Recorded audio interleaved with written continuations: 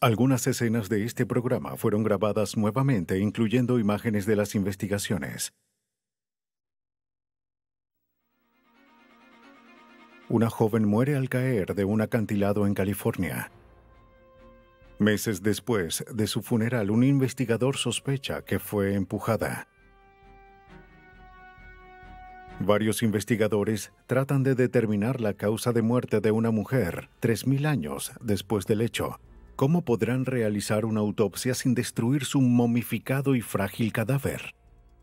Para atrapar a un asesino, los detectives deberán probar que unos fragmentos de hueso son los restos de una mujer que desapareció 2 años antes.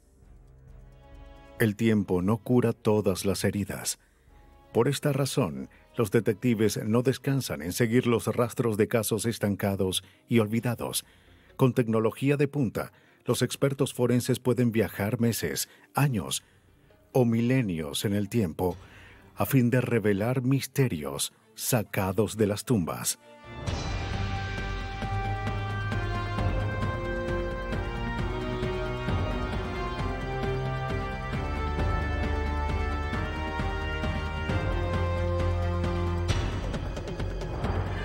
Los nuevos detectives, casos estudiados por la ciencia forense.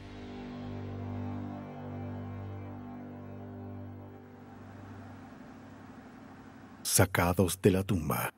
Desde San Diego hasta San Francisco, las carreteras costeras de California son una de las rutas más espectaculares del mundo. Hacia el norte, blancas arenas y atestadas autopistas poco a poco dan paso a un paisaje completamente distinto. Al recorrer la península de Monterrey, vemos cómo las montañas colisionan con el mar, formando una majestuosa unión de poder y belleza. Al sur de California, el vasto cielo y el indomable Océano Pacífico atraen a visitantes hacia el borde de vertiginosos acantilados para disfrutar de una impresionante vista A ver. ¿Aquí? Está bien. y tomar una Siéntate. fotografía como Colócate recuerdo. así.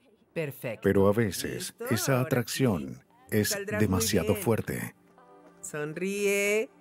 1, 2, 3. ¡Whisky!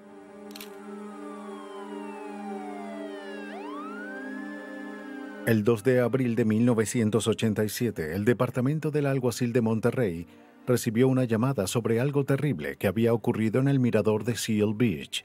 El cuerpo de Dina Hobart Wild, de 20 años, yacía cerca de la base de un precipicio de 183 metros. No era la primera vez que el equipo de rescate tenía que buscar los restos de una turista que se acercó demasiado a la orilla.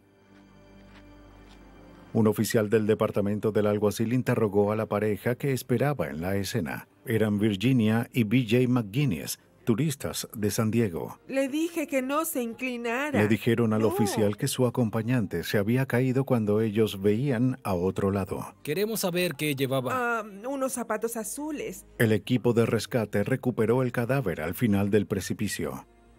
Después de un análisis forense de rutina, Dina Wild fue enviada a su pueblo natal en Louisville, Kentucky, donde fue enterrada.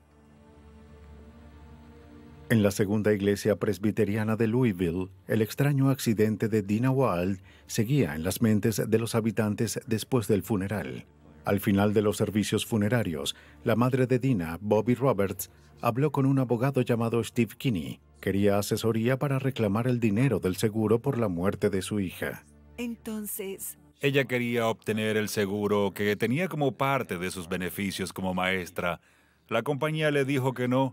Le expliqué que una carta de una firma podía evitarle el papeleo y que lo intentaríamos. Kinney sabía que Bobby necesitaba los $3,500, por lo que accedió a hacer unas llamadas por ella en su tiempo libre. Gracias. Kinney llamó a la compañía de seguros de Bobby y descubrió el porqué de la negativa. No habían recibido el certificado de defunción de Dina. Kinney llamó a la oficina del forense de Monterrey y solicitó una copia del certificado. Pero cuando llegó, vio que la causa de muerte no había sido determinada.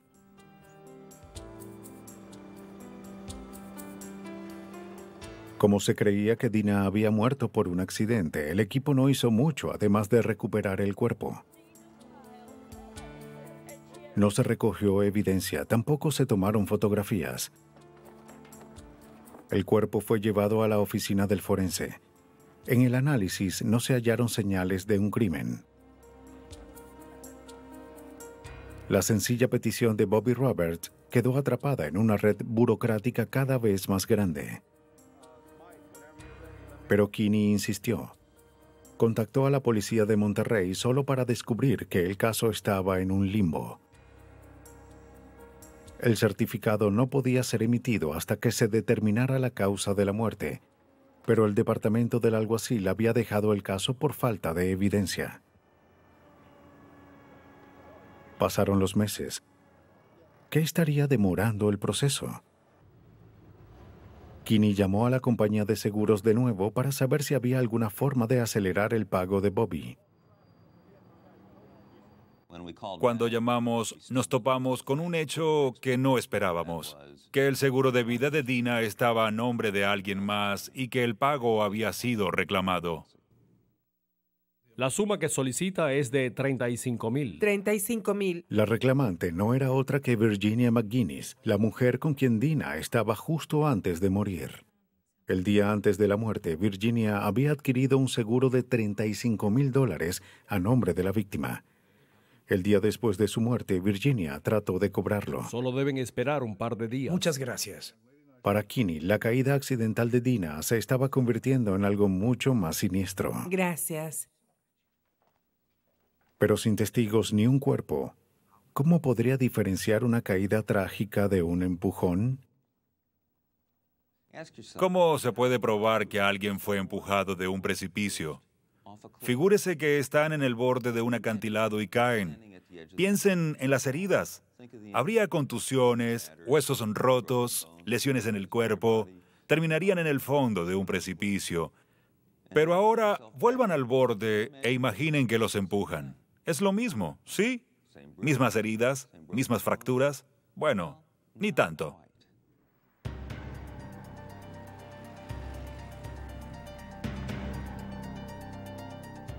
Que Dina hubiese sido empujada era una hipótesis escalofriante, pero seguían siendo solo sospechas. Para probar que ocurrió un crimen, Kinney necesitaba evidencia. Regresó al principio y trató de averiguar sobre la relación de Dina con la pareja.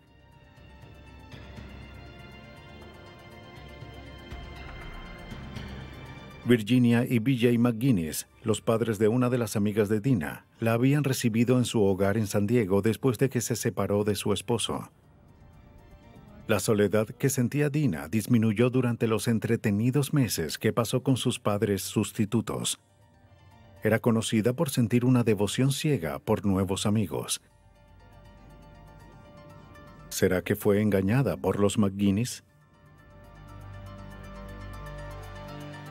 Para confirmar sus sospechas, Kinney obtuvo una copia del informe de autopsia emitido por el forense. En el informe observó algo inusual. Un análisis de sangre reveló la presencia de una droga llamada amitriptilina, conocida como Elavil. ¿Cómo te sientes? A Dina nunca se le había prescrito ese antidepresivo. Pero sí se le había prescrito al esposo de Virginia, B.J. ¿Estás bien? La toxicóloga Catherine Ham analizó de nuevo una muestra de sangre de Dina que se mantuvo congelada después de su autopsia. Debía observar los niveles de la droga. Si se cometió un crimen, Kinney esperaba poder probarlo en el laboratorio. Creo que muchos criminales subestiman lo que podemos hacer en el laboratorio. Para analizar la presencia de químicos en la sangre, Ham añadió un solvente en la muestra. Ahora lo colocamos aquí. El recipiente se agitó por 20 minutos para que las drogas salieran de la sangre hacia el solvente. Luego se extrajo el solvente de la muestra y se evaporó. Después el solvente fue introducido en un cromatógrafo de gases, un instrumento que separa los componentes de acuerdo con sus propiedades químicas. Ham comparó las características de la droga y el resultado de su descomposición con el de la sangre de Dina. Coincidían. Como estuvo congelada por mucho tiempo, la sangre de Dina se había degradado. Ham no pudo determinar el momento exacto en el que Dina tomó la droga ni cuánto había consumido. Lo que sí sabía era que Dina Wilde tenía Elavil en su organismo cuando murió. Debido a sus desagradables efectos como la desorientación, no era el tipo de medicamento que Dina hubiese consumido para drogarse.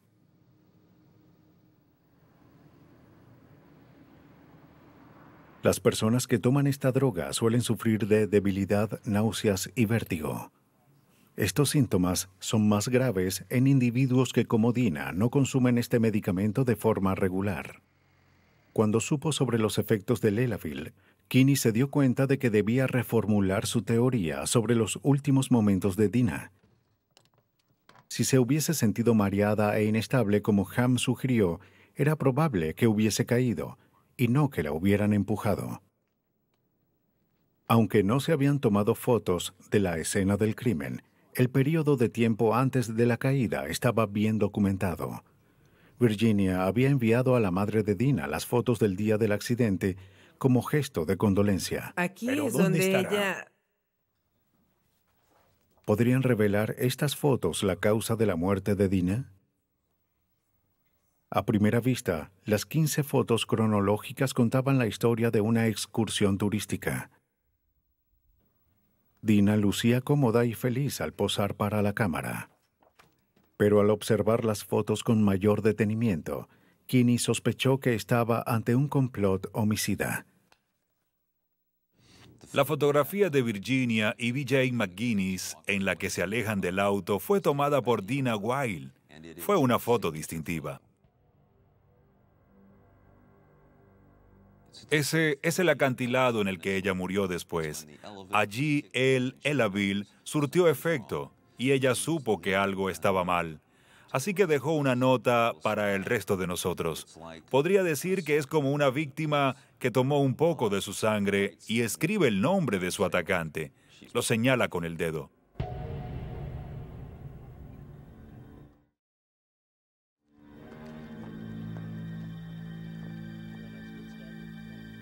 Uno, dos, tres, sonrían. En la fotografía siguiente, el Elavil había surtido efecto. Los ojos brillantes de Dina se veían apagados. Muy bien, Dina. Camina y colócate allí. Su rostro lucía soñoliento. Parecía que pronto se desplomaría. Por aquí. Así es. Uno, dos, tres.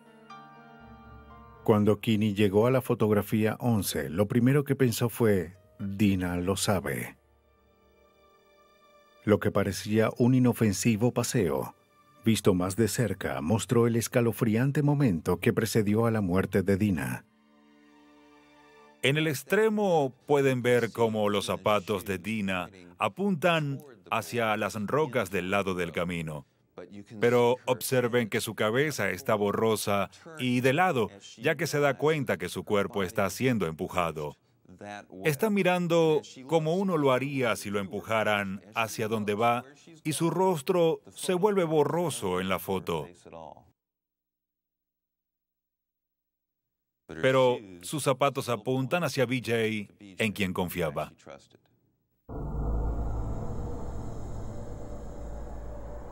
Bien. Poco Ahora después, tomaré una Dina foto de murió. ustedes dos mirando hacia la costa.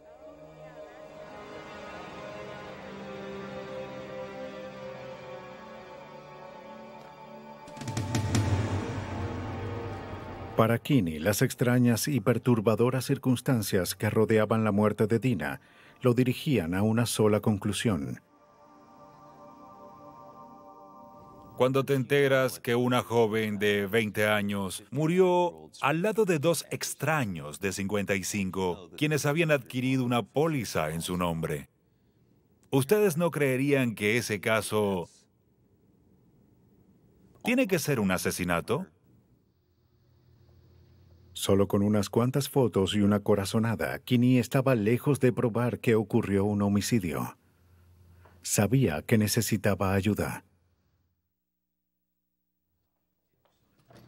En Louisville, Kentucky, Steve Kinney revisó el informe de autopsia de Dina Wilde en busca de evidencias para probar su hipótesis de un homicidio. El forense determinó que la muerte de Dina fue causada por una fractura en el cráneo. Pensó que había perdido el equilibrio debido a sus zapatos de tacón. En su opinión, no había nada sospechoso en las circunstancias de ese supuesto accidente.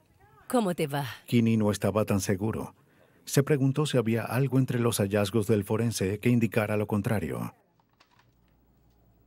Kinney envió las fotos de la autopsia a la patóloga forense Barbara Weekly Jones.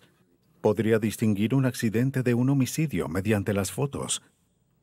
Steve Kinney se sorprendió cuando le mostré varias heridas que indicaban que esto no fue una simple muerte accidental. Tiene raspones en las manos. La única herida fatal en el cuerpo de Dina era un golpe en la cabeza, pero el lado derecho de su cuerpo tenía marcas lineales de raspones. Para Weekly Jones, estas lesiones indicaban un resbalón, no una caída de cabeza.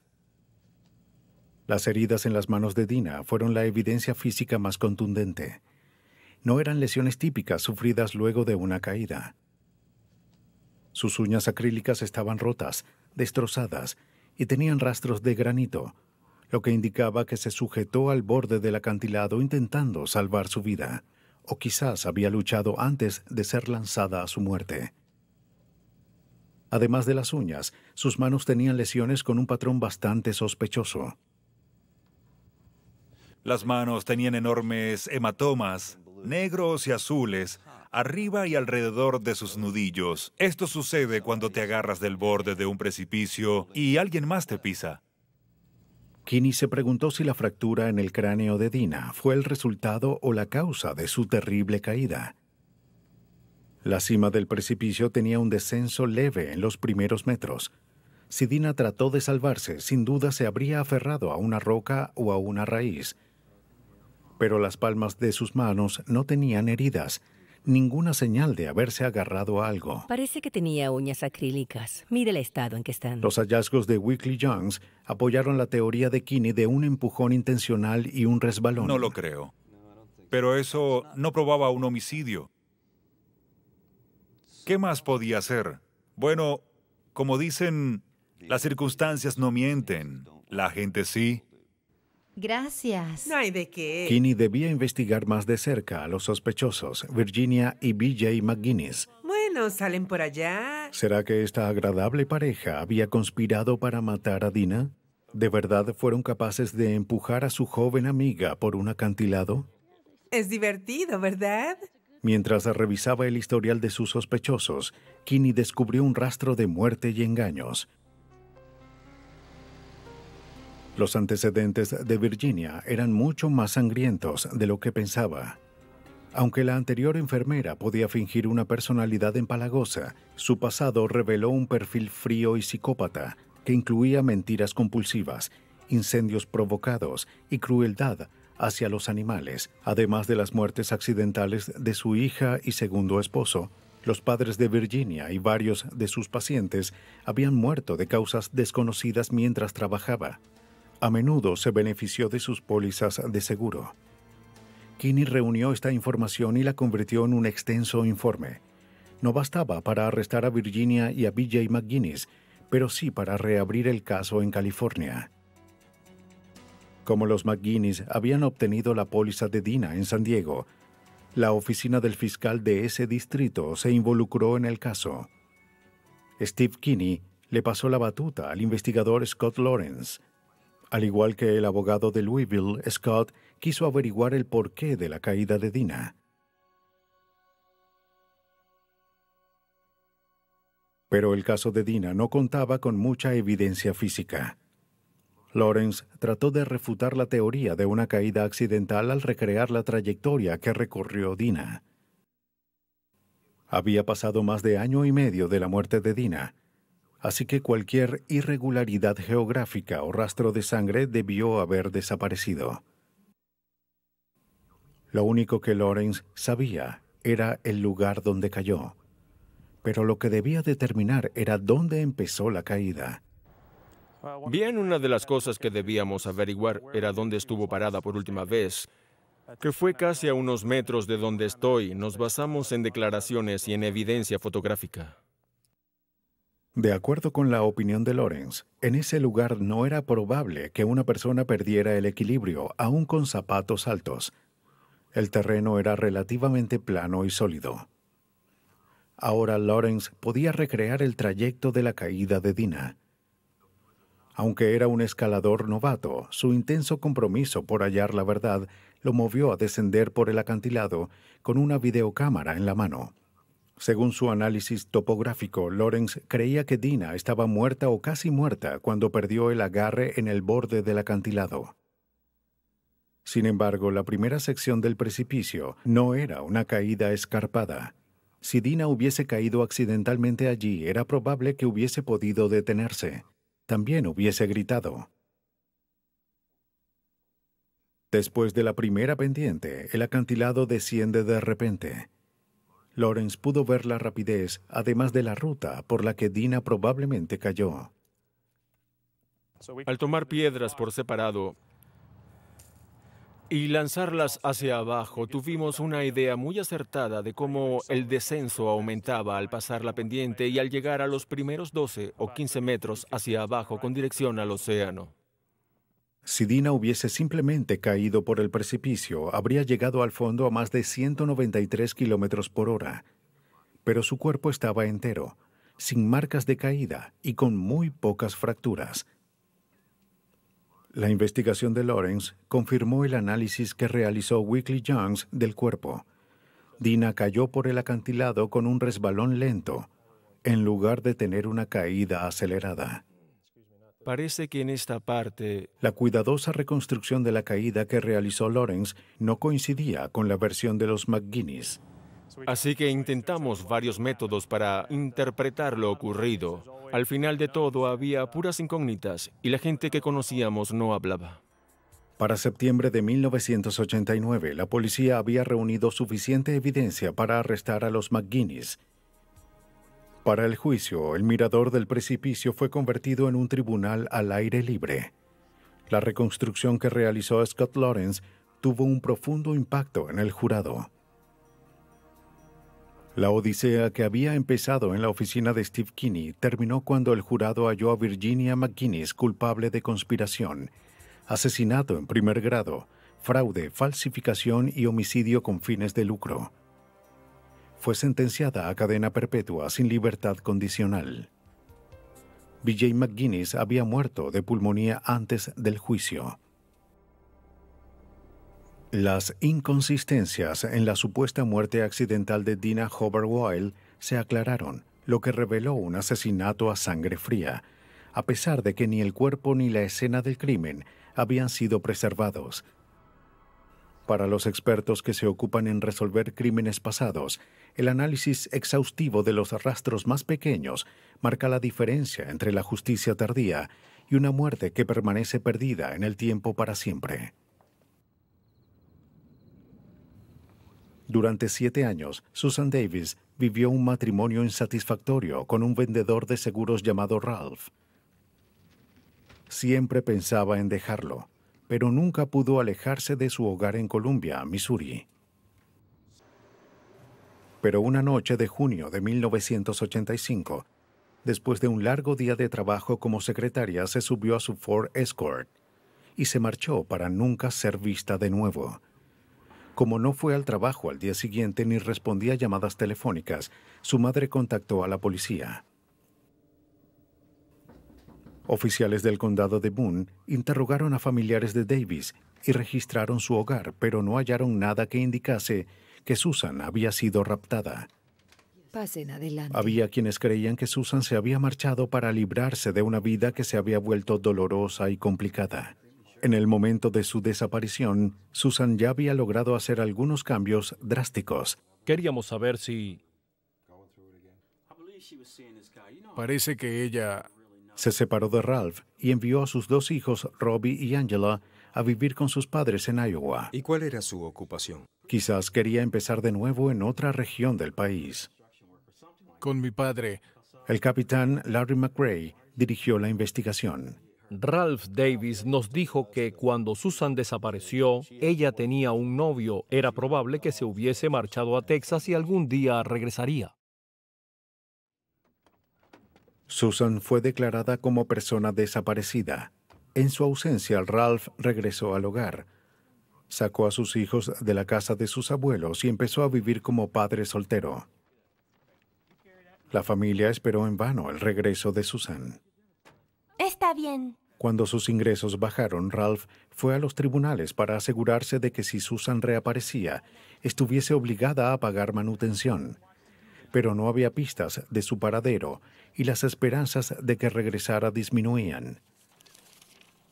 Pero McRae se dio cuenta de que la rutina de esposo dolido de Ralph Davis era una simple fachada. Al analizar los informes policiales, comprendió lo abusivo que Ralph había sido con su esposa. Durante su matrimonio, Susan había vivido a merced de la furia de Ralph.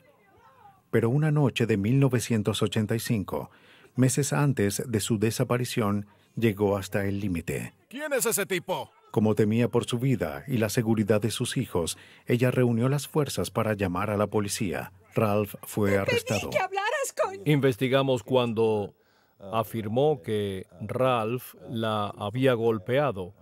La fotografiamos y se emitió una orden en la que Ralph no podía regresar a su casa. Debía mantenerse lejos de Susan y los niños. Esa breve detención no logró calmar a Ralph. Estaba completamente enojado cuando fue liberado bajo fianza y luego Susan desapareció.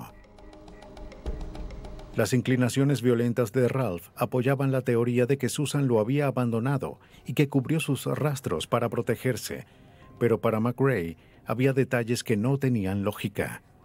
¿Por qué esta devota madre no había contactado a sus hijos? ¿Por qué no había hablado con su madre para decirle que estaba bien? McRae sospechaba que este caso se trataba de algo mucho más siniestro que la huida de una mujer.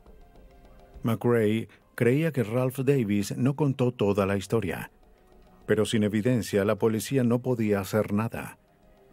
No había cadáver, no había indicios. El auto de Susan había desaparecido. Lo único que McRae podía hacer era investigar y esperar que algún día apareciera una pista. No se imaginaba que dicha espera duraría por tanto tiempo. Habían pasado 2 años desde la desaparición de Susan y su auto. Aún no se sabía si ella se había marchado del pueblo intencionalmente o si había sufrido un destino mucho peor. La investigación del capitán McRae se estancó. Pero un día el dueño de un depósito quitó el candado de una unidad que había sido alquilada por un cliente que dejó de pagar sus cuentas.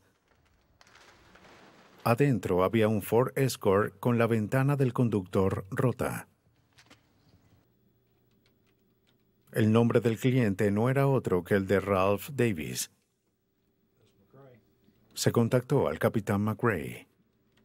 Oh, sí. Al investigar el registro y las placas del vehículo, se confirmó que pertenecía a Davis. McRae echó un vistazo al interior del auto y quedó impactado por lo que vio. Cuando nos acercamos al vehículo y miramos adentro, supimos que alguien había muerto en ese auto. Había manchas de sangre y tejidos en el tablero, los asientos y las viseras.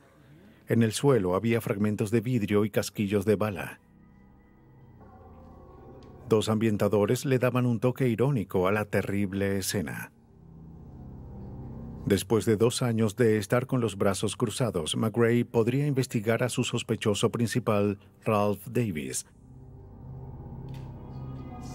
Davis contó una historia para explicar la ubicación del auto. Dijo que antes de irse del pueblo, Susan lo visitó por última vez. Estaba armada. Ralph la dominó, la sacó del auto y se puso enfrente del volante. Cuando avanzó para irse, Susan rompió la ventana con el brazo y manchó de sangre el vidrio. Cuando la rompió, llenó el vidrio de sangre. El inverosímil relato no explicaba por qué había rastros de tejido en el auto. ¿Qué se suponía que hiciera? Davis fue arrestado. Queda arrestado. ¿Pero por qué? La experiencia le indicó a McRae que había detenido a un brutal asesino, pero esto no sería fácil de probar en un tribunal, en especial ya que el incidente ocurrió 2 años atrás. Para que la investigación forense tuviera éxito, se emplearía un enfoque dual. Primero, el equipo de McRae tendría que determinar que el asesinato ocurrió en el auto. Y segundo, había que identificar a la víctima. McRae creía que estaba ante los restos de Susan Davis, pero aún quedaba mucho para probarlo. Una reconstrucción de la escena del crimen basada en las manchas de sangre en el auto determinó que dispararon a la víctima dentro del vehículo. En el suelo del auto hallamos vidrios. Cayeron hacia el interior, lo que indicaba que un disparo o algo atravesó el cristal desde afuera. Cuando observamos los fragmentos, vimos que estaban en el suelo del coche y encima de los vidrios había sangre. Parecía que el disparo había atravesado la ventana e impactado al conductor en la cabeza. El impacto movió a la víctima hacia el otro lado del auto y atravesó el espejo retrovisor con la suficiente potencia para romper el parabrisas. Por la cantidad de sangre y tejidos hallados en el auto, el forense determinó que alguien había muerto allí.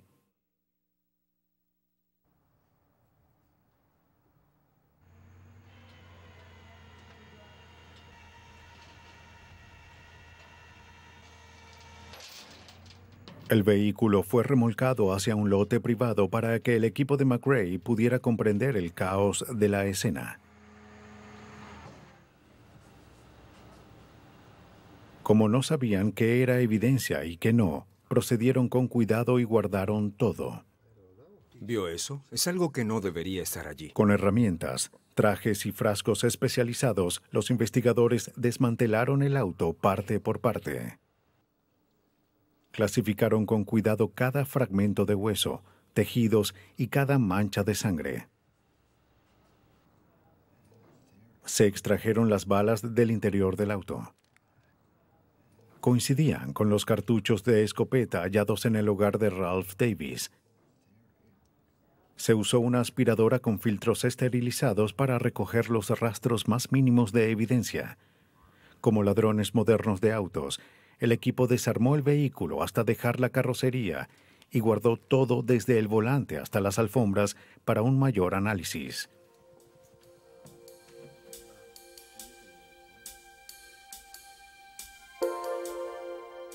En el Laboratorio de Identificación de Osamentas Humanas de la Universidad de Missouri, llegaron fragmentos de metal, vidrio y elementos sin identificar enviados al antropólogo Sam Stout. Si había fragmentos de huesos humanos en dichos restos, Stout sabría cómo revelar sus secretos. Mi labor como antropólogo quizás será importante en este caso, ya que como antropólogos siempre nos llaman para analizar fragmentos de hueso. Creo que somos los que más conocemos los huesos y fragmentos de hueso, ya sean de un fósil de hace 2 millones de años o de un cementerio actual. Se dividieron 33 fragmentos que no llegaban a 1 centímetro en pequeños recipientes de plástico. Estos son los fragmentos de hueso que encontramos. Como los rastros eran tan pequeños, fue casi imposible determinar a simple vista si eran huesos. Para asegurarse, Stout debía analizar las muestras con un microscopio. Pero primero se debían preparar para dicho análisis. Para crear las diapositivas, la asistente de Stout colocó plástico en cada fragmento. Cuando el aire es extraído de la cámara de vacío, el plástico impregna la muestra y se endurece. La muestra luego es cortada en trozos delgados como el celofán. Luego se suaviza y se coloca en una diapositiva para su análisis. El análisis microscópico de las muestras indicó a Stout que de hecho estaba observando huesos humanos. Stout sabía de dónde provenían los fragmentos, de un cráneo humano. El Dr. Stout determinó que los minúsculos rastros en el suelo del auto de Susan Davis de hecho eran huesos faciales humanos. Ahora quería averiguar si había algo distintivo en los huesos que pudiese vincularlos con Susan Davis y su muerte. Stout observó que había varias manchas en los fragmentos. Los envió al laboratorio del Departamento de Geología de la Universidad de Missouri. Un microscopio de electrones reveló que había rastros de plomo incrustados en los huesos. La presencia de antimonio indicó que también había rastros de pólvora. La víctima había sido disparada. El análisis minucioso de estos fragmentos revelaba los detalles de un evidente homicidio. Pero ¿cómo podría Stout relacionar los huesos con Susan Davis? Stout notó un detalle inusual. Además de las manchas de plomo, había otra ligera decoloración en el hueso. Para Stout, este patrón indicaba que la víctima había estado tomando tetraciclina. Para confirmar esta teoría, colocó el hueso bajo una luz ultravioleta. Si la droga estaba allí, el hueso brillaría. Vimos que la tetraciclina empezó a brillar y luego sugerí que se examinaran los informes para saber si a Susan Davis se le había prescrito tetraciclina. El doctor estimaba que la víctima tomó la droga por al menos 3 meses antes de morir. McRae supo al registrar el hogar de Susan que a ella se le había prescrito tetraciclina en el tiempo de su muerte. Stout demostró que los restos en el auto eran del rostro de una persona que consumía tetraciclina. Pero McRae necesitaba pruebas irrefutables de que se trataba de Susan Davis. Sin ellas, Ralph Davis saldría en libertad. La pregunta era, ¿de quién era el cadáver? Todos creíamos que era de Susan, pero esa no era evidencia para un tribunal. En Missouri nunca se había condenado a nadie sin un cuerpo, así que McRae tenía una doble tarea. Antes de probar que Ralph Davis era un asesino, debía demostrar que Susan Davis era la víctima. Los toques finales de la investigación quedarían escritos en sangre.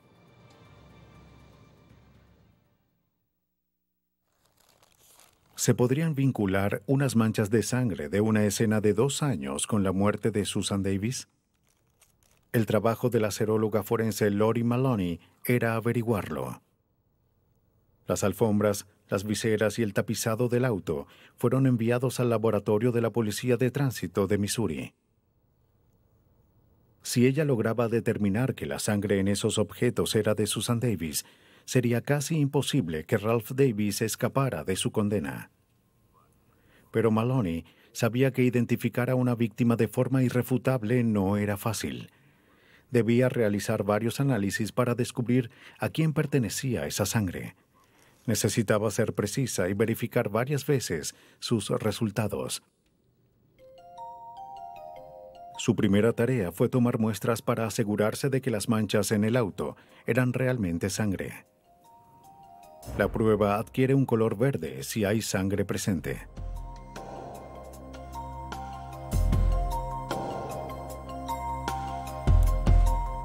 Luego Maloney debía confirmar que la sangre era humana. Añadió anticuerpos humanos a las muestras. Cuando la sangre humana y los anticuerpos humanos entran en contacto, reaccionan formando una delgada línea blanca.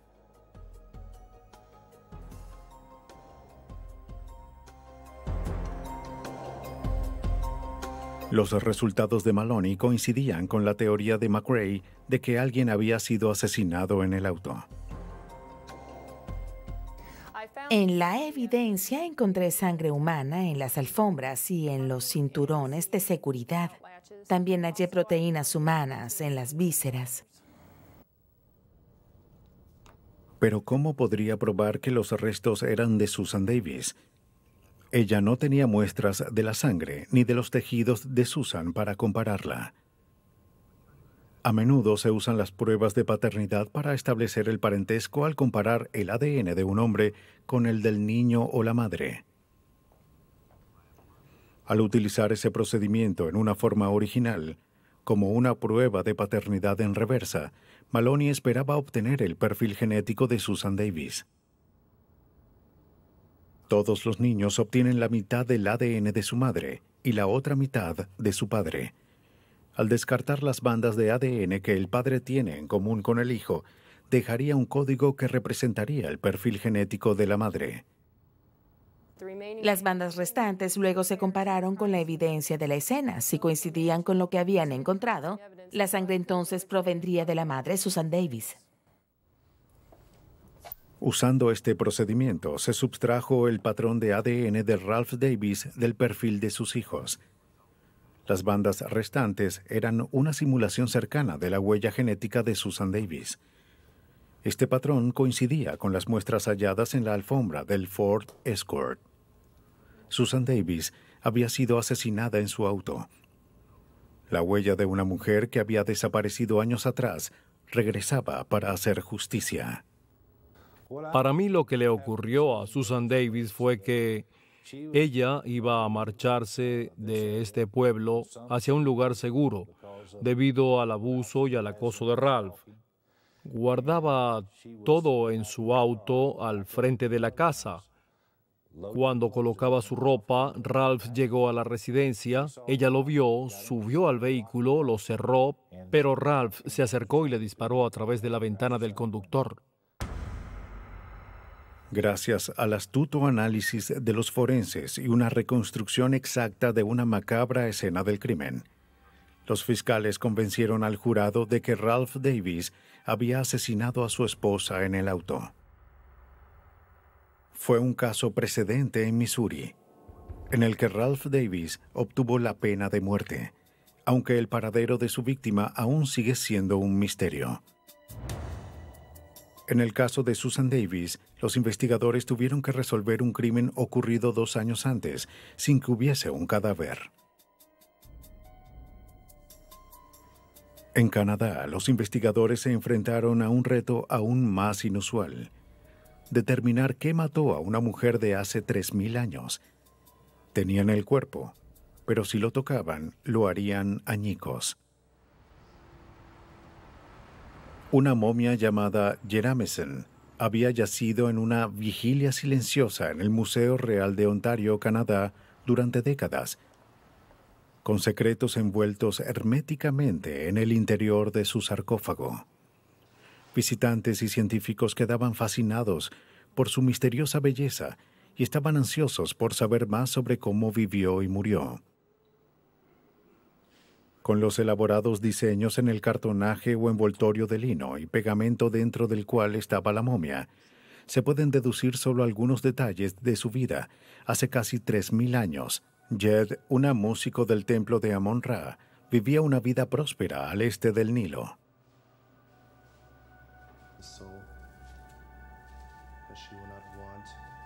Para los egipcios, la vida después de la muerte era motivo de celebración, pero solo podía lograrse si se abandonaba este mundo de la forma correcta. El rumbo a la tierra de los dioses podía ser muy peligroso. Para que el alma sobreviviera el viaje, el cuerpo debía ser fuerte.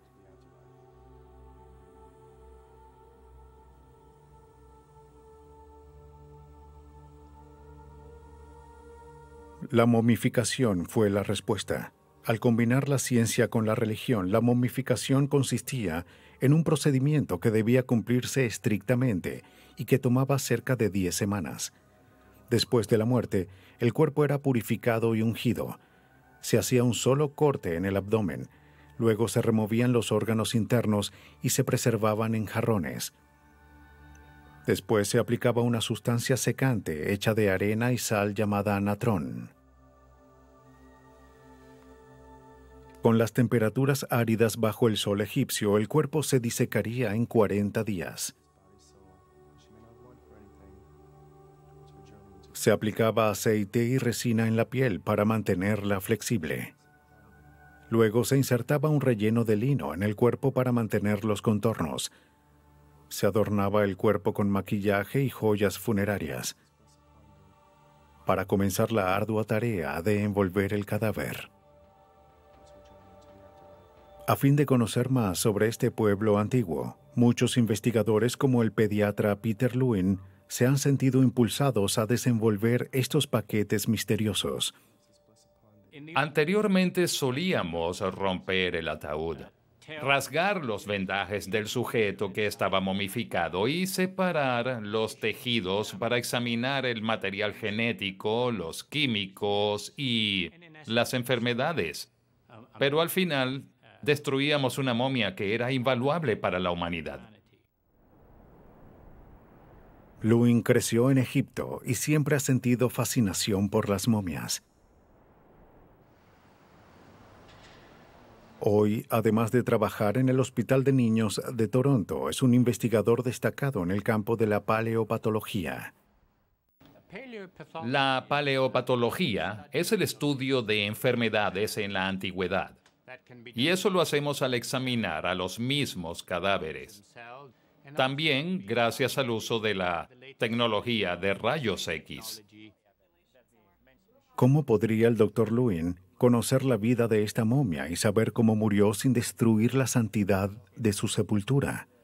Esto quiere decir... La respuesta para el dilema de Lewin fue emplear una tecnología de rayos X conocida como tomografía axial computarizada. Una máquina crea imágenes transversales del cuerpo sin tocarlo. Cuando éstas se juntan, el resultado es una imagen tridimensional. La técnico de tomografía Stephanie Holoka ayudó al Dr. Lewin. Lewin, uno de los pioneros en usar esta técnica para cortar momias sin usar cuchillos, escaneó a Jed por primera vez en 1978, pero la tecnología estaba en sus inicios y no pudo diferenciar el cuerpo debido al denso material que lo envolvía. Casi 20 años después, estaba listo para intentarlo de nuevo.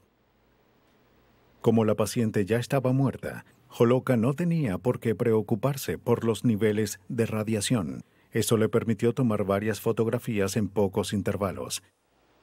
Escaneó el cuerpo en partes de 5 milímetros y 3 milímetros para la cabeza y el cuello. Fue mucho más minuciosa al escanear las orejas y los ojos. Se tomaron 300 imágenes bidimensionales durante las 4 horas del escaneo. Fragmentos del cuerpo aparecían en estos rayos X, pero no fue hasta que se reunieron estas imágenes que la mujer de la antigüedad fue devuelta a la vida. Al completar el meticuloso análisis, ya era hora de revelar a la momia. Una computadora recopiló las fotografías hasta formar una representación tridimensional, pero la calidad era baja. En pacientes vivos, los huesos son densos y se ven blancos. La grasa, la carne y la piel son grises. El líquido es negro. En el cuerpo de Jed, los huesos habían perdido sus minerales, eran más suaves y los tejidos se habían endurecido. En lugar de verse como una imagen de alto contraste, el cuerpo aparecía en escala de grises. Esta falta de contraste significaba que Holoka tendría que revelar las imágenes fragmento por fragmento. Obtener la imagen del cráneo de un paciente vivo lleva 10 minutos. A Holoka le tomó 3 horas reconstruir el cráneo de Jed y cientos de horas para revelar el cuerpo entero. Luego Holoka pudo remover las capas electrónicamente. Después de quitar la capa exterior de cartonaje, llegó a la envoltura de lino que envolvía la cabeza. Había círculos grises que cubrían las cuencas de los ojos. Los egipcios insertaban láminas detrás de los párpados para evitar que los rasgos se hundieran. Holoka también observó que, de acuerdo con el ritual, el cerebro de Jed fue removido y su cráneo estaba relleno con lino. Finalmente apareció la imagen de una menuda mujer joven. De acuerdo con el patrón de la fusión de los huesos, se estimaba que Jeb tuviese entre 30 y 35 años cuando murió. Lo primero que pensé cuando vi el cráneo, después de obtener varias imágenes en 3D, es que ella debió ser una joven muy bonita, tenía pómulos acentuados y una barbilla muy definida. Holoka se valió de la tecnología axial computarizada para excavar a una momia. Lewin ahora quería saber cuál fue la causa de su muerte. ¿Se podría determinar 3.000 años después de lo ocurrido? Y esa es una de las cosas interesantes. Lewin examinó la imagen tridimensional del cráneo. Notó algo oscuro en la mandíbula izquierda. Se dio cuenta de que este agujero era un enorme absceso. Era difícil de creer que Jeb hubiese muerto debido a una enfermedad dental. Mira lo que está aquí. Se puede ver que los egipcios eran propensos a estas enfermedades debido a su remota y arenosa dieta y su amor por los dulces. Lo que pudimos encontrar es que ella... En el caso de Jeb, el esmalte de 24 de sus 28 dientes había desaparecido, y la pulpa dental y la raíz estaban expuestas. Una raíz en ese estado produce mucho dolor. También puede infectarse fácilmente. La infección de Jeb se extendió desde el conducto radicular hasta el hueso, donde provocó varios abscesos. Lewin cree que un quiste lleno de pus probablemente explotó y que la infección se expandió por todo su cuerpo, envenenando su sangre. Seguramente fue una muerte dolorosa e insoportable. Probablemente murió de forma muy miserable, debido a una infección general causada probablemente por varios abscesos dentales encontrados en su mandíbula superior izquierda.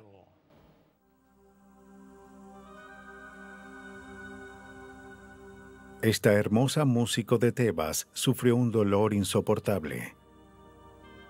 Pero después de la muerte, gracias a los esfuerzos del equipo del Dr. Lewin, finalmente obtuvo el tan aclamado y digno destino que su cultura apreciaba tanto.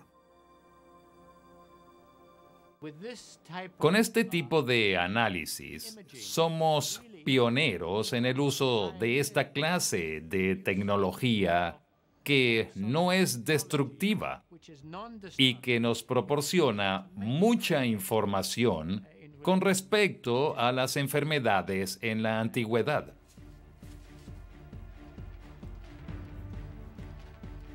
Como la momia había sido preservada tan cuidadosamente, el tiempo no impidió el avance de la ciencia. Los detectives que se ocupan en extraer la verdad del pasado tienen una lucha constante con los estragos del tiempo. Hoy la ciencia es su mayor aliado en esa lucha. Con las técnicas más modernas, los expertos forenses están ganando esta guerra en contra del tiempo y revelan voces olvidadas que se encuentran debajo de las tumbas.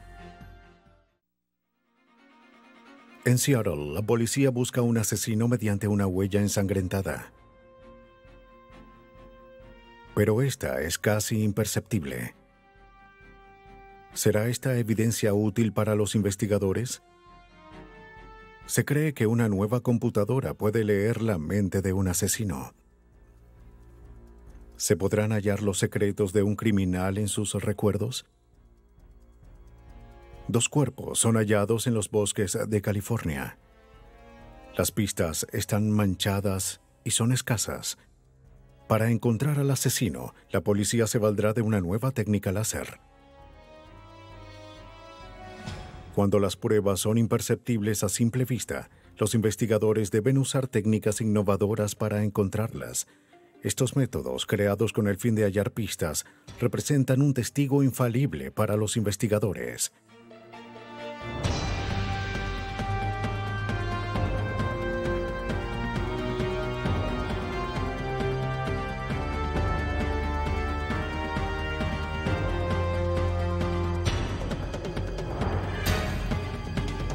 Los nuevos detectives, casos estudiados por la ciencia forense.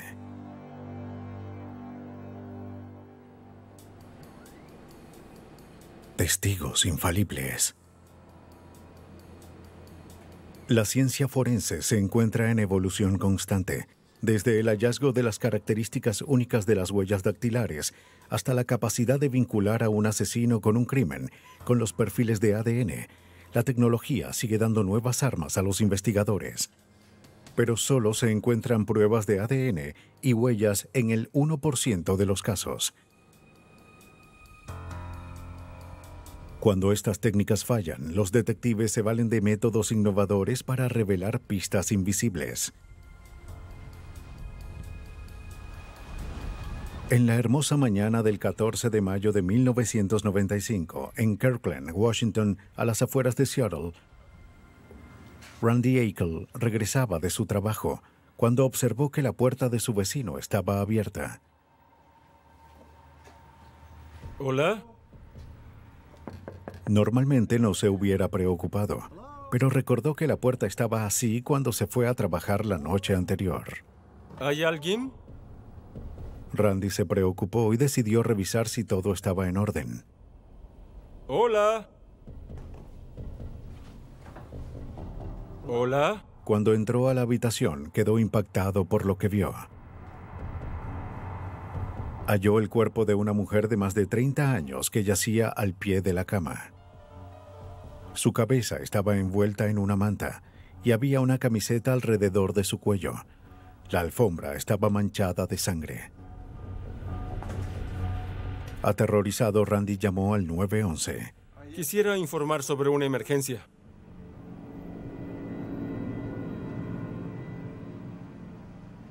El detective T.J. Klump de la policía de Kirkland acudió a la llamada. Era el Día de la Madre en 1995, cerca de las 10:30 a.m. Me preparaba para salir con mi familia para celebrar, y justo antes recibí una llamada de la central de policía. Me pidieron que contactara al sargento Markle en la división de detectives, ya que había una muerte sospechosa y todos los detectives debíamos ir a investigar. ¿Quién fue el oficial que tomó la llamada? Está allá arriba. Cuando la policía llegó al apartamento, no vieron señales de entrada forzada. A primera vista, no había nada que indicara que había ocurrido un crimen. La televisión, el estéreo y otros objetos de valor seguían en la vivienda. No había desorden. Cuando llegamos después de obtener una orden, entramos en la residencia y lo primero que me impactó fue lo limpia que estaba para hacer una escena. Estaba muy ordenada, impecable. El asesino parecía haber sido metódico al cubrir sus rastros. Los detectives estaban resueltos a revelar todas las pistas que pudiesen. El caso dependía de su capacidad para revelar los secretos de la escena a la luz.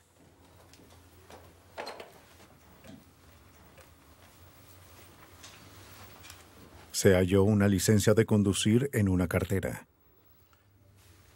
La víctima fue identificada como Don Ferrin, estudiante del Instituto Bíblico Luterano, quien vivía en la residencia desde hace meses. La evidencia de la autopsia, así como la temperatura del cuerpo y su estado de rigidez, indicaba que fue asesinada en las últimas 24 horas. Otros análisis indicaron que había sido atacada sexualmente, pero no se halló el ADN del responsable.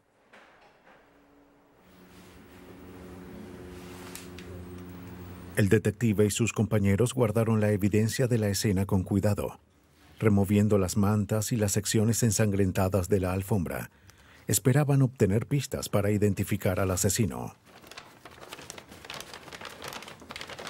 También hallaron tabaco y cenizas cerca de la cama. La víctima no fumaba. El asesino dejó esos rastros, pero no servían de mucho. Hallaron algo más que fue de mayor utilidad. Mientras buscábamos evidencia en la casa, hallamos una caja de recibos. Dawn Ferrin era una mujer meticulosa, era muy organizada. Guardaba los recibos, tenía registros, así como varias facturas, y una de ellas era del 12 de mayo del 95. Esa noche había comprado víveres en una tienda cercana. Para determinar el tiempo de la muerte de Ferrin y con quién estuvo esa noche, la policía se dirigió a la tienda que aparecía en el recibo. Sí, señor. Quiero que mire esta foto y me diga si reconoce a esta mujer. Una empleada recordó haber atendido a la víctima. Sí. Ferrin entró justo antes de cerrar. Fue amigable y lucía de buen humor. Y salió de la tienda sola.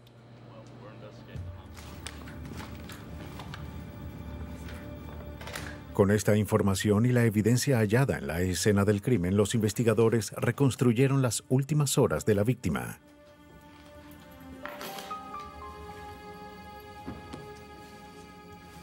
Al parecer, después de salir de la tienda, antes de las 10 de la noche del 12 de mayo, fue directamente a casa y guardó los víveres.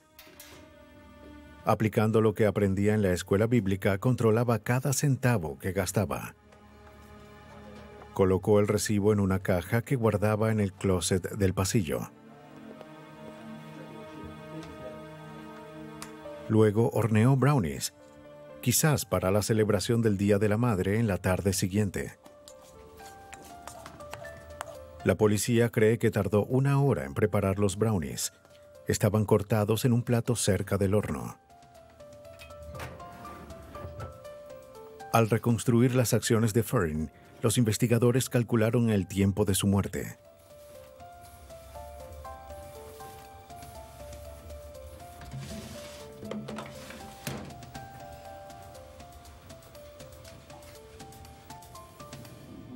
Este cálculo ayudó a delimitar las oportunidades del asesino. Pero ¿quién mató a Dawn Ferrin? Un análisis minucioso de la escena reveló rastros que parecían huellas dactilares y de palmas en las mantas de la cama, rastros del asesino preservados en la sangre de la víctima. Pero no había forma de extraer las huellas de la manta. Los detectives debían aclararlas lo suficiente para que fuesen de utilidad. La evidencia fue enviada al científico del laboratorio del condado de King, Pat Warwick. Cuando vimos la evidencia, notamos que había algún tipo de fluido corporal en la manta, pero hallar detalles, algún tipo de huella o algo similar fue muy difícil. La huella estaba manchada y borrosa. Nadie había tratado de extraer una huella de una tela, y este tipo de tejido en particular parecía complicado.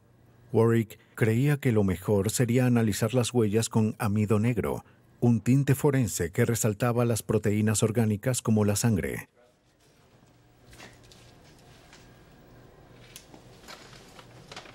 Pero el amido suele utilizarse en superficies sólidas y no porosas. Su uso en la tela podría dañar esta evidencia crucial. Warwick pidió ayuda al FBI.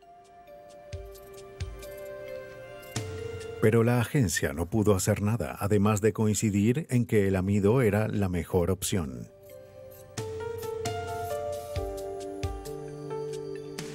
Si Warwick usaba esta sustancia en la tela, el tinte y el enjuague en agua destilada podían destruir la huella.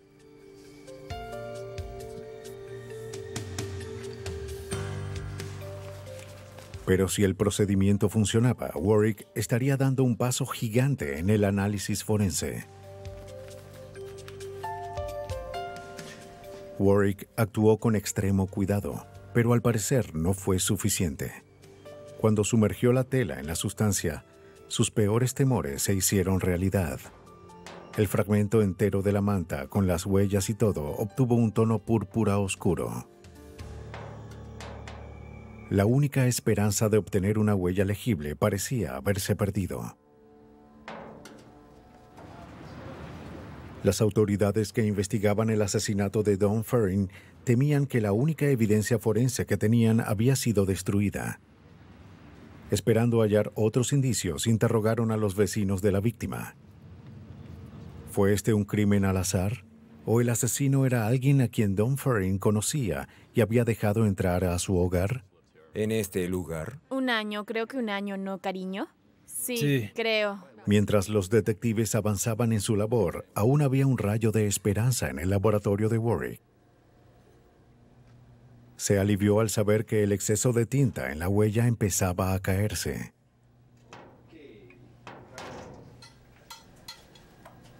Como esperaba, el amido negro había teñido las manchas de púrpura. Pero la tela también se había teñido de azul claro, por lo que era difícil diferenciar la huella del tejido de la manta. La ubicación confusa de ambos patrones hacía que un análisis claro fuese casi imposible. Warwick contactó a su colega Eric Berg, experto en el campo de mejora de imágenes digitales de la policía de Tacoma.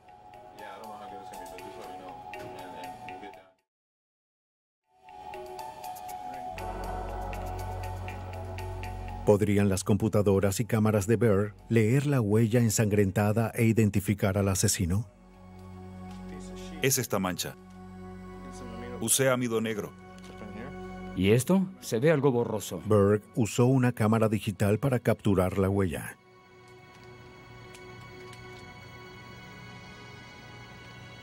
Esto le dio la flexibilidad que necesitaba para manipular y aclarar la imagen.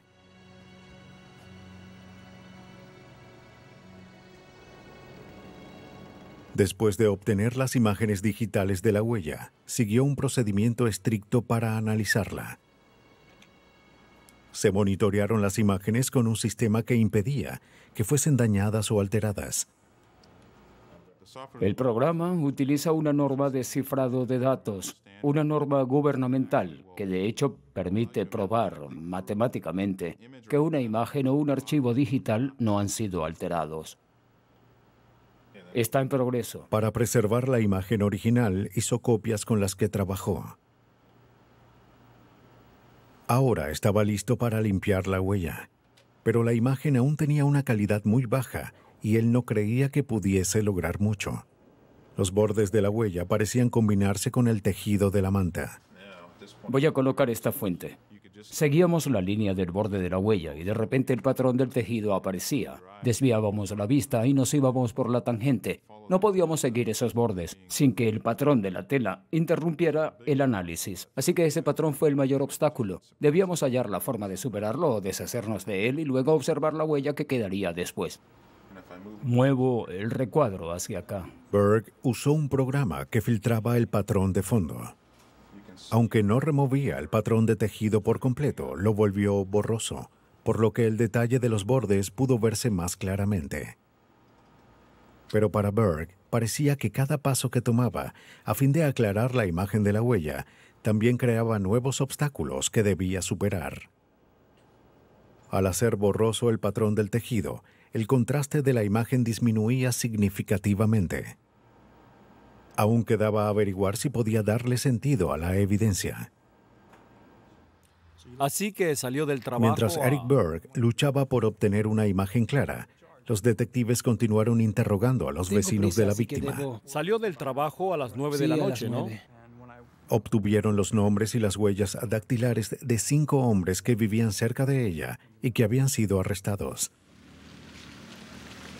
Uno de ellos era Eric Hayden, quien vivía en el apartamento que quedaba arriba del de la víctima. Cuando Hayden entró en el estacionamiento de la residencia, los detectives estaban esperándolo. Una vez que dije que observé al conductor, que era un hombre blanco de casi 30 años, noté que fumaba un cigarrillo y que nos miraba, pero su rostro seguía fijo hacia adelante. Pensé que era algo sospechoso. Hayden pasó por al lado de los oficiales sin saludarlos y entró en la residencia. ¿Es él? Sí, señor. Esperamos unos minutos, ya que quería ver si regresaba, y lo hizo. Bajó las escaleras y pasó de nuevo por nuestro lado sin mirarnos, directamente con rumbo a su auto. En ese momento le dije, disculpe, ¿es Eric Hayden? Él respondió, sí, lo soy. Le pregunté si podía hablar con él sobre esa noche y accedió. ¿Es Eric Hayden? Somos... Sí. Hayden afirmó haber estado bebiendo la noche del asesinato y que no sabía nada. No vio nada inusual cuando regresó a casa. Hay algo... Sacó un cigarrillo después de empezar la conversación. Para los detectives parecía estar nervioso. En el auto. ¿Vive arriba de ella? ¿Notó algo? Pero los nervios no bastaban para lograr una condena. Si Hayden era el asesino, la policía necesitaba evidencia y Eric Berg sentía una enorme presión sobre los hombros para encontrarla. En el laboratorio, Berg utilizó otro programa para analizar la imagen de la palma ensangrentada. Este programa aumentaba los valores tonales de los bordes, algo similar a ajustar el contraste de una pantalla. Al fin, gracias a su experticia en los programas, Berg produjo una imagen suficientemente clara para comparar con la huella de cualquier sospechoso. La policía le pidió a Warwick que revisara las huellas de los 5 sospechosos con antecedentes que vivían cerca de la residencia. Entre ellos estaba Eric Hayden. Nos dieron el nombre de Eric Hayden. Lo buscamos en nuestros archivos, hallamos unas huellas en la estación y la usamos para compararlas. Cuando uno observa las imágenes y realiza una comparación positiva como especialista, en ese análisis existe un corto intervalo en el que uno es el único que sabe. Los detectives no saben ni nadie más. Y eso te da una verdadera sensación de logro. El 31 de mayo, Pat Warwick llamó a los detectives y les dijo que obtuvo un resultado positivo. Las huellas en las mantas coincidían con las de Eric Hayden.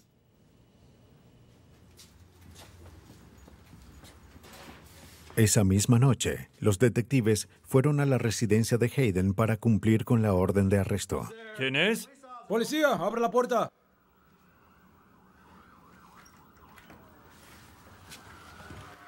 Señor Hayden, tenemos una orden de arresto. Recuéstese boca abajo, en el suelo.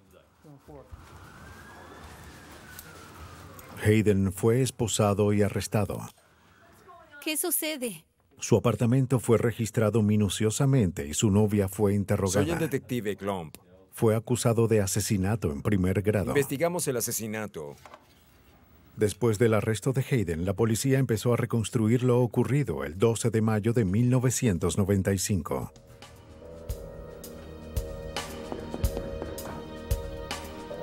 ¿Sí?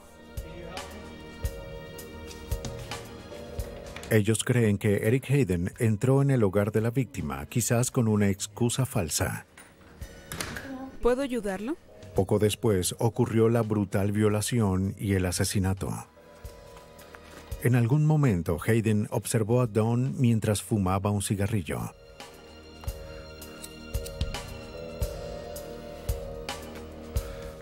Lo apagó en la mesa de noche y cubrió a Dawn con una manta.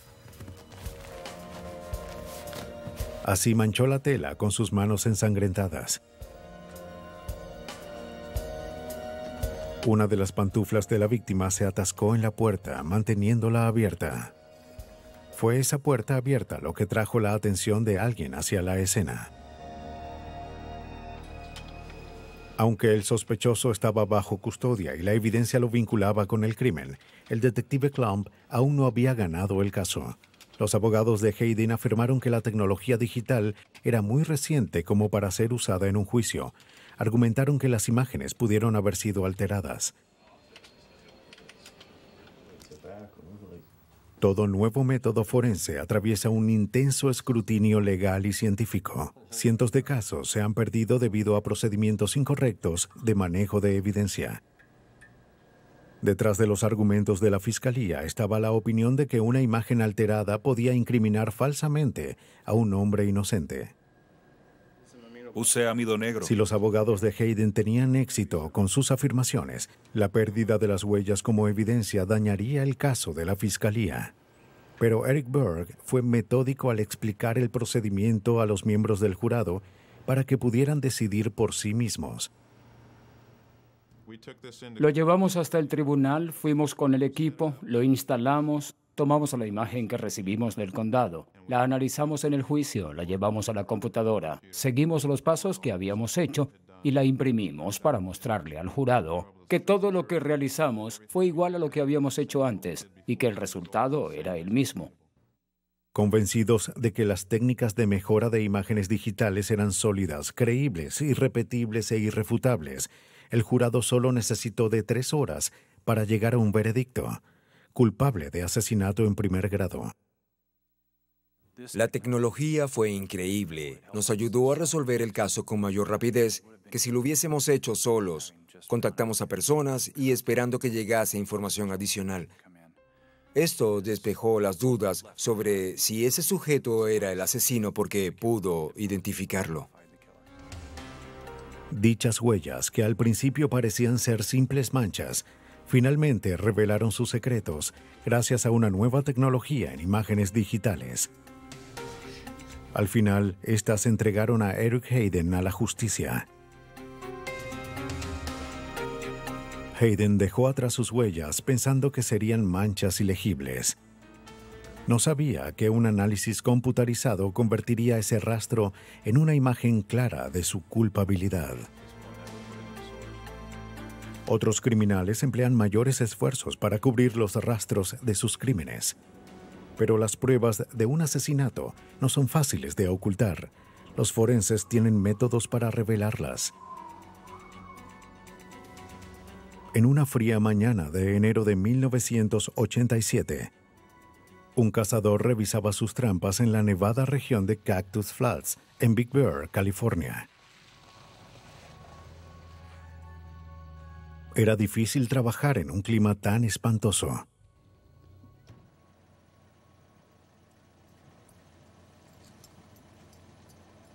Cerca de las 11 de la mañana observó un gran objeto rectangular cubierto de una capa de nieve.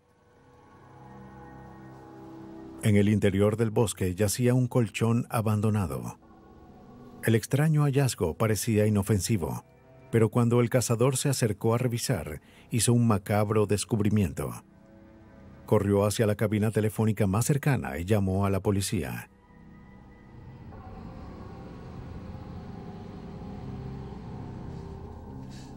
El sargento Gary Stroop, del Departamento del Alguacil de San Francisco, acudió a la llamada. Cuando llegamos, empezaba a nevar otra vez y quizás hacían menos de 7 grados. Así que analizamos la escena lo más rápido que pudimos para salir de allí antes de quedar atrapados. Debajo del colchón yacían 2 cuerpos, un hombre y una mujer, ambos asesinados. Lo sé, hace frío. Bueno, Stroop halló que de cierta forma el clima estuvo a su favor. El frío preservó los cuerpos y evitó la descomposición. También tuvo suerte de encontrarlos intactos. Revisa allá. Hay algo que... Habían muchos animales allí, osos, pumas, coyotes, ya saben, de todo. Si el clima hubiese sido más cálido, quizás los cuerpos habrían sido atacados por los animales. Ya saben, huellas, cualquier cosa. Pero ¿quiénes eran las víctimas? ¿Quién las asesinó? Lo tomaré por aquí. Las únicas pistas en la escena eran las víctimas y el colchón. El hombre tenía varios tatuajes distintivos que parecían haber sido hechos en prisión. Veo sangre en esa parte. Los detectives revisaron los registros carcelarios a fin de identificarlo. Habla el sargento. La corazonada de Stroop sobre los tatuajes fue cierta. Las huellas tomadas del hombre coincidían con las de un ex convicto llamado Richard Grison. Sí. La mujer fue identificada como su novia Shanna Toll. Sí, es que... La autopsia mostró que ambas víctimas habían muerto por múltiples disparos. Con los registros carcelarios, los detectives encontraron e interrogaron a los familiares de Richard Grison. El hermano de Grison declaró que Richard y Shanna habían ido a Victorville para ver a un hombre llamado Archie Woods. Son Richard y Shanna. Encontré su número y lo llamé. De acuerdo con él, Grison vendía drogas para Woods, quien era miembro de una pandilla de motociclistas. Un par de veces. Esta información, junto con el historial de Woods, lo convirtió en el sospechoso principal de los detectives. La policía fue a hablar con Archie Woods. Su casa estaba en un área apartada a 32 kilómetros de donde encontraron los cuerpos. Woods no estaba en casa. La novia de Archie, Sherry Mills, recibió a los detectives.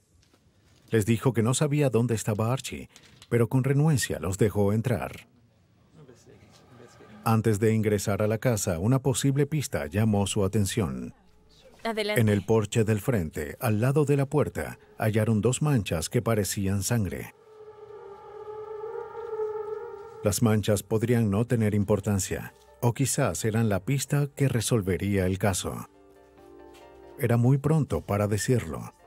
Los detectives esperaban hallar las respuestas adentro. Los oficiales que investigaban las muertes de Richard Grison y Shanna Thole seguían el único indicio que tenían. En la casa del traficante de drogas Archie Woods buscaron cualquier pista que pudieran encontrar. ¿A qué hora Richard y Shanna se fueron? Le dijeron a Sherry Mills, la novia de Woods, que tenían informes de que Shanna y Richard estuvieron en la casa. ¿Así que estuvieron aquí? Mills admitió que Grison y Thole habían estado allí, pero solo pasaron la noche para marcharse a otro lugar. ¿Quién estuvo? Bueno, es amigo de No tenía Richard. idea de a dónde se dirigían. Adentro de la casa, los detectives vieron otras manchas marrones que parecían sangre.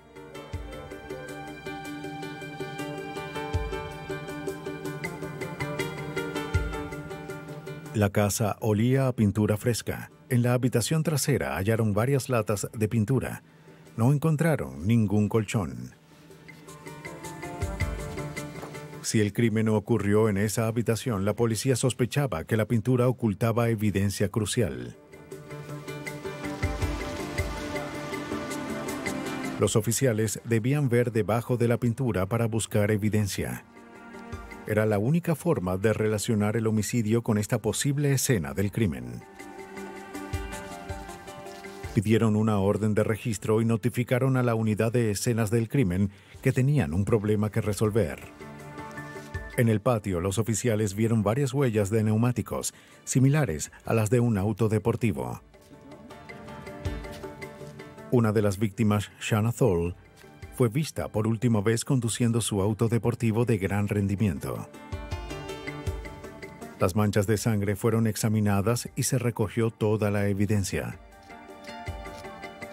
Aún así, los oficiales tenían varios obstáculos.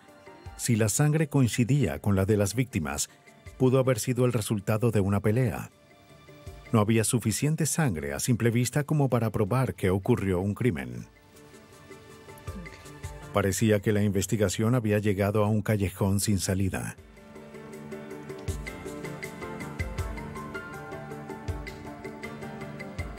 El experto forense David Stockwell, de la División de Investigación Científica, pensó que una fuente de luz alterna podía revelar la evidencia oculta detrás de la pintura.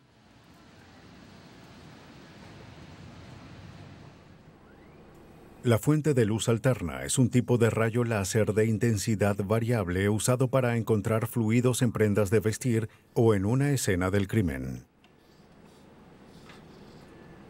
Cada fluido refleja una frecuencia de luz específica. Al ajustar la frecuencia del láser, se pueden ver pruebas invisibles.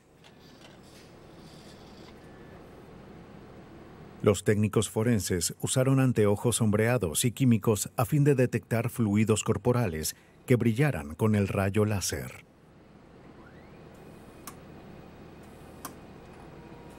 En este caso, las huellas ensangrentadas son imperceptibles a simple vista.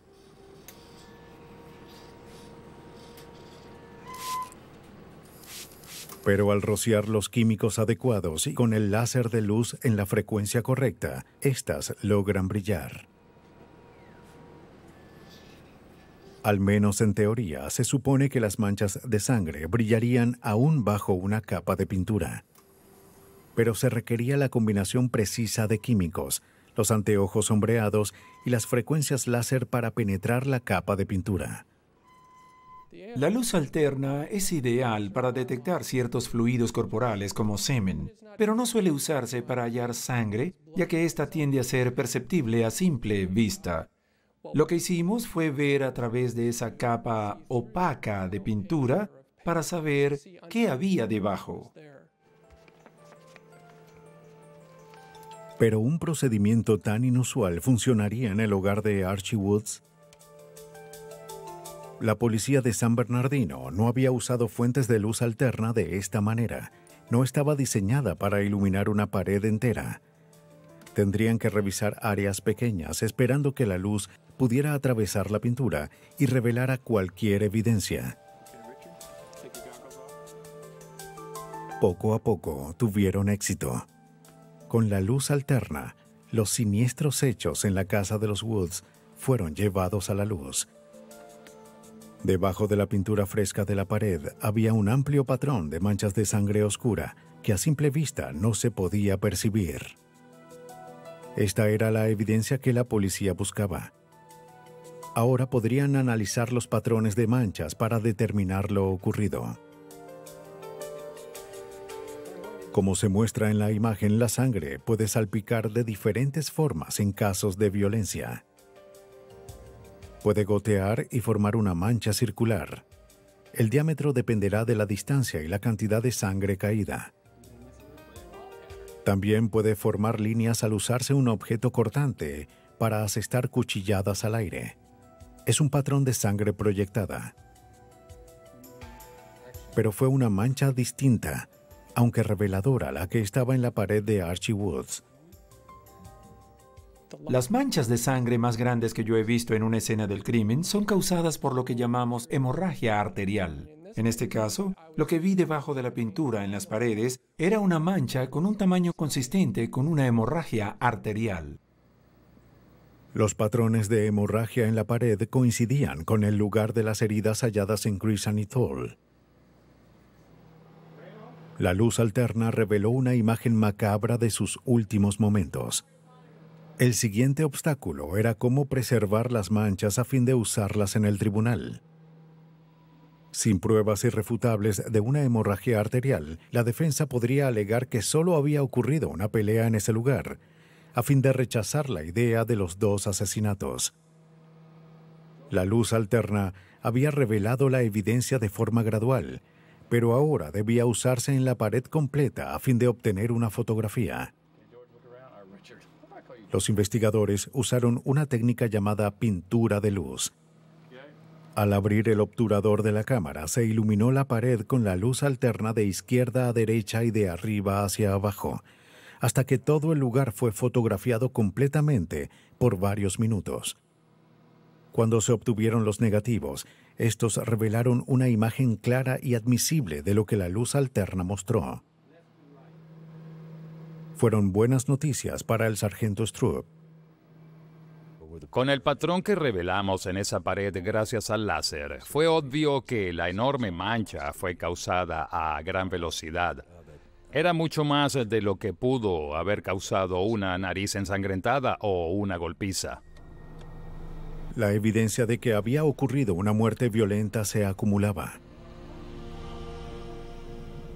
Los patrones de sangre revelaron que cuando Thole y Grisham recibieron los disparos, yacían en la cama y no eran ninguna amenaza para su atacante. Mientras tanto, el supuesto asesino seguía suelto.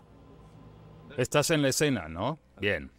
Hasta luego. En San Bernardino, la búsqueda de Archie Woods, sospechoso del asesinato de Richard Grisham y Shanna Thole, cobró más urgencia. Acabo de hacer una llamada. Para no ser implicada por los crímenes, la novia de Woods cooperó con las autoridades. No, él se marchó un poco después. Informó a los detectives que Archie estaba en Modesto, visitando a su hija en su cumpleaños. Richard ya había recibido los disparos cuando... El día en el que el detective Stroop estuvo reuniendo evidencia en la casa de Archie, este ya había sido arrestado en un condado vecino por llevar un arma oculta en un vehículo. El auto que conducía era deportivo. El auto deportivo de Shanna. Dentro de una celda en la cárcel de San Bernardino, Woods negó haber participado en el doble homicidio. Afirmó que los crímenes fueron cometidos por miembros de su pandilla. Tome asiento. Sí. Según Woods, la noche del asesinato, ellos le pidieron que llevara a Richard Grisham a su casa. Woods afirmó que cuando Grisham y Thole llegaron, él se marchó, como le indicó su pandilla. Woods se negó a identificar a los miembros involucrados. Yo me fui, me marché, estaba lejos. Archie mantuvo su versión. Él no sabía a quiénes habían dejado entrar en su casa. Estaban vivos cuando se fue y muertos al regresar, pero no quiso dar los nombres de los otros individuos involucrados. Tienen al sujeto equivocado. Archie Woods dijo que cayó en pánico y que se deshizo de los cuerpos en Big Bear. Casi cuando los vi, me asusté. Pero con la ayuda de la luz alterna, la policía descubrió la pieza de evidencia que derrumbaría la historia de Archie. La posición reclinada de las víctimas, como indicaban las manchas en la pared, no coincidía con una confrontación violenta. Bien. Los detectives descifraron lo que pudo haber ocurrido esa noche. Está bien. Bien. Christian y Thole fueron a la casa de Archie para resolver una disputa sobre una venta de drogas que salió mal. Fue una larga noche de discusiones y problemas. Hay que hacer algo, no podemos seguir así, ¿cierto? Al parecer, no se llegó a un acuerdo satisfactorio para Archie. Pero dejó que Christian y Thole pensaran lo contrario. La pareja fue a dormir sin saber el alto precio que Archie planeaba hacerles pagar esa noche.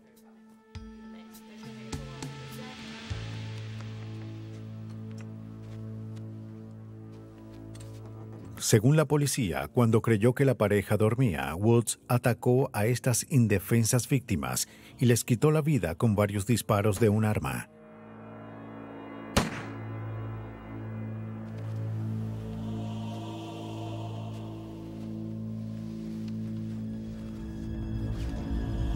Lo único en lo que Woods dijo la verdad fue que se había deshecho de los cuerpos y el colchón en Big Bear, pensando que nadie los encontraría.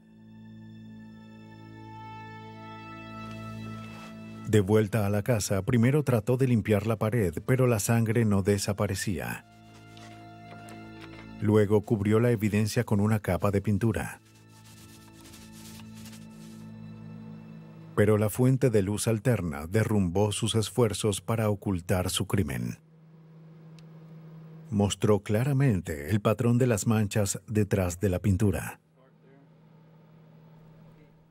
Al observar la escena, no cabía duda de que ellos fueron asesinados en la cama, así que mostraríamos a todos lo que sabíamos, lo probaríamos y convenceríamos al jurado de que lo hizo. Y así fue. Tienen al sujeto equivocado, les estoy Archie diciendo Woods que... recibió 2 cadenas perpetuas por el doble asesinato de Richard Christian y Shanna Thole. No lo hice, dije, oigan muchachos. Todos los criminales dejan un rastro de evidencia. La clave es saber cómo encontrarla. Pero la evidencia más convincente es la menos tangible: el conocimiento del criminal de sus propios actos. Una nueva técnica busca analizar la mente del sospechoso a fin de poner la memoria del criminal en su contra. Larry Farwell es el director y científico en jefe del Laboratorio de Investigación sobre el Cerebro en Fairfield, Iowa. Él desarrolló un nuevo sistema computarizado conocido como huella cerebral, que analiza los centros de memoria del cerebro humano. Él cree que la huella cerebral será usada algún día para relacionar a los criminales con sus delitos. La huella cerebral es un método científico que determina si cierta información está o no almacenada en el cerebro. Si un sujeto cometió un crimen, de seguro tendrá esa información guardada en su cerebro. Podemos usar la huella cerebral para determinar científicamente si cometió o no el crimen.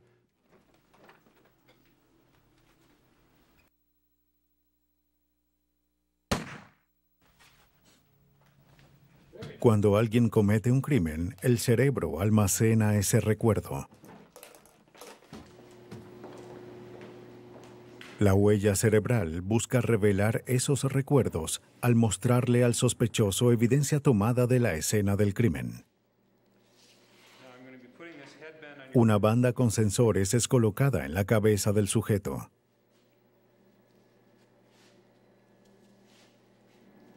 En la pantalla aparece una serie de imágenes. La computadora registra las ondas cerebrales producidas como respuesta a lo que ve el sujeto.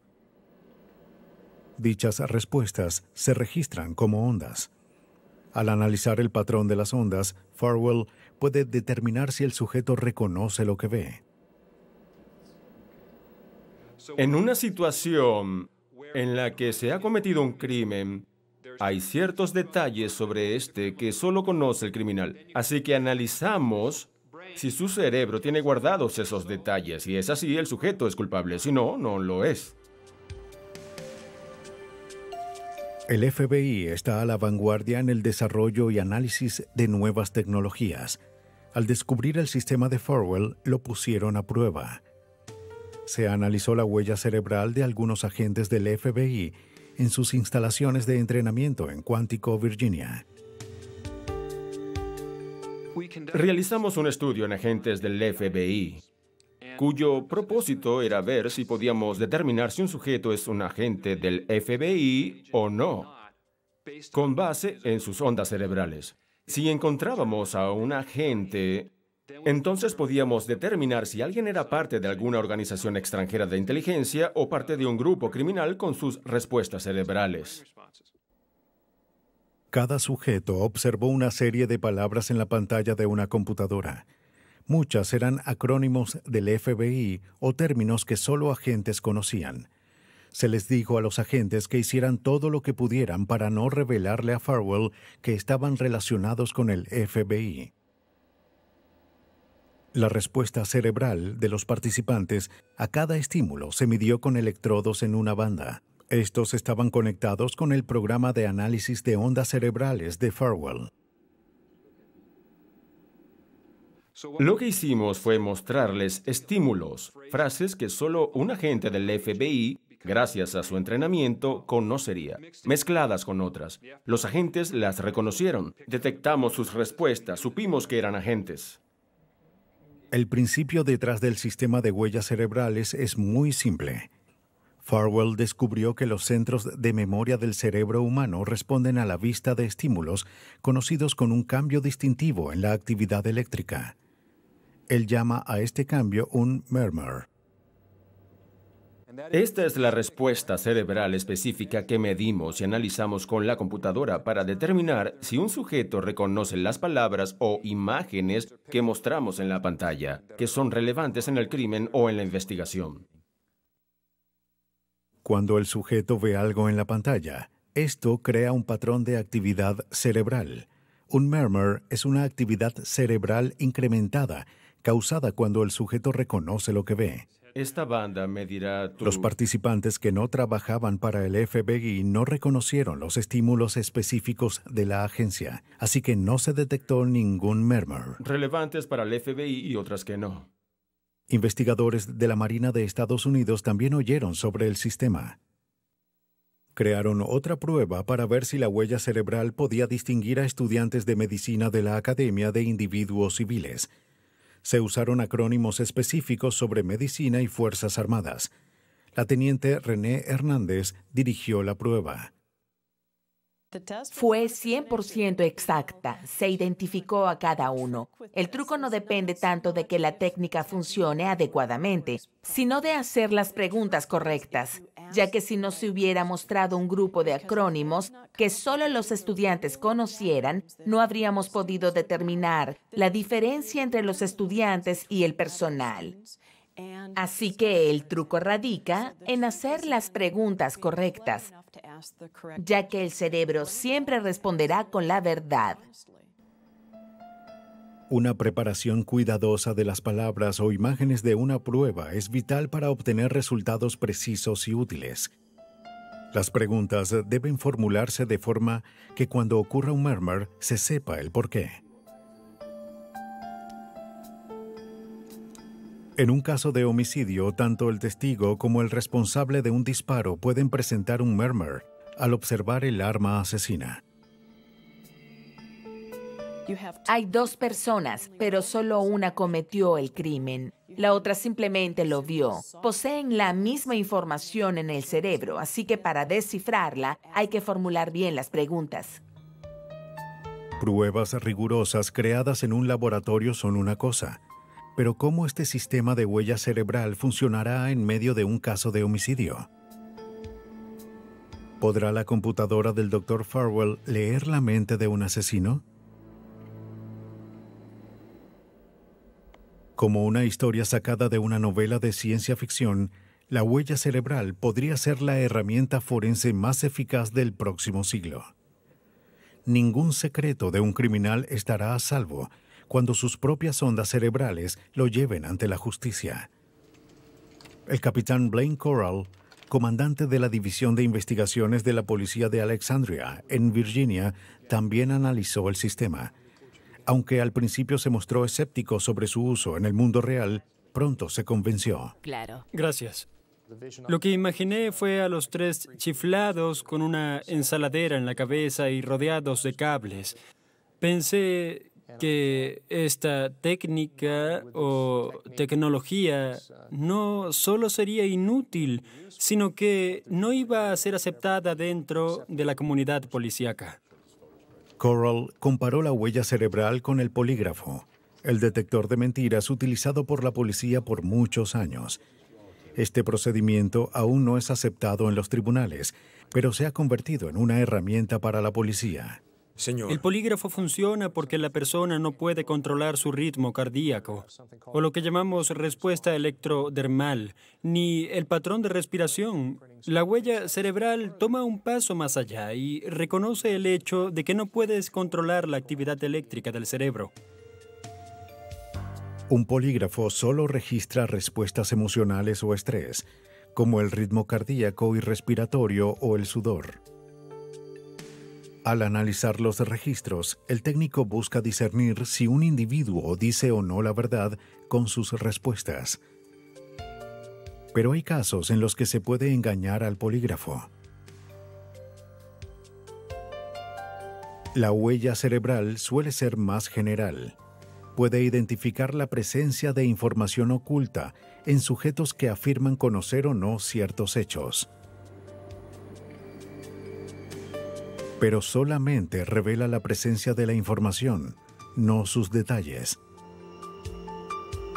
Ambas herramientas nos ayudan para el mismo fin, que es hallar la verdad sobre lo que investigamos y organizar el mejor caso para los tribunales, simplemente que actúan desde ángulos diferentes. Pero ambas pueden ser cruciales para ganar un caso. Pero aún quedan preguntas importantes sobre el uso del invento del Dr. Farwell. ¿Un Mermer podrá revelar si un asesino sufría de amnesia por el alcohol o un estado psicótico cuando mató a la víctima? En esos casos podría no existir una huella cerebral después del hecho.